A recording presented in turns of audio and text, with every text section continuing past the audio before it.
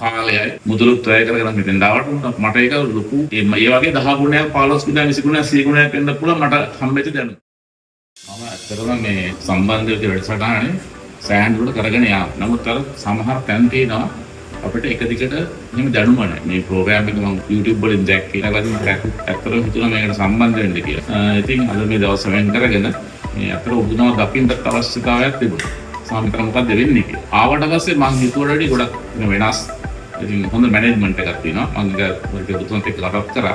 මේ මැනේජ්මන්ට් එක කොහොමද කරන්නේ කියන එක තමයි මම අවසානට අහන්න හිතේ. ඒකයි අහන්නේ ඉස්සෙල්ලා මට ඒක තේරුණා. ඉතින් මම බොහොම සන්තෝෂ වෙනවා අර පරිපූර්ණ විදිහට හැමදේම අපිට බෙදලා දුන්නා. ඉතින් මට ගොඩක් උපහ ගන්න හම්බ වුණා. මම මගේ දැනුම තවත් වැඩි කරගන්න හම්බ වුණා. මම දැනට මේ ෆීල්ඩ් එකේ ඉන්නවා දැනට කරගෙන. තව මේක තව වැඩි දියුණු කරගන්න තමයි හදන්නේ. මෙච්චර දුරට නතරුවත් මම දැනට ගොවිතැන් කරනවා, කුඹුරු කරනවා, ඒකට කිරිපිලාව පාලනයක් කරනවා, කුකුළු එක් කරනවා. ඉතින් ඇත්තටම මට හොඳ තෝතැන්නක් වුණා. මට කවුරක් කියලා නෙමෙයි මෙතෙන්ට ආවේ. මම හොයාගෙන මම දැනගෙන තමයි මෙතෙන්ට ආවේ. ඉතින් මේ ආපු කාලයයි මුදලුත් වැය කරගෙන මෙතෙන්ට ආවට මට ඒක ලොකු ඒ වගේ 10 ගුණයක් 15 ගුණයක් 20 ගුණයක් 100 ගුණයක් වෙන්න පුළුවන් මට හම්බෙච්ච දැනුම. ඒ ගැන මම සන්තෝෂ වෙනවා. ඇත්තටම සන්තෝෂ වෙනවා මේ මෙවැනි ව්‍යාපෘතියක් ඔබතුමා තනියම කරන එක. වැඩියෙන් දියුණු වේවා කියලා ප්‍රාර්ථනා කරමි. මගේ අදත් වර්ග පසන්ද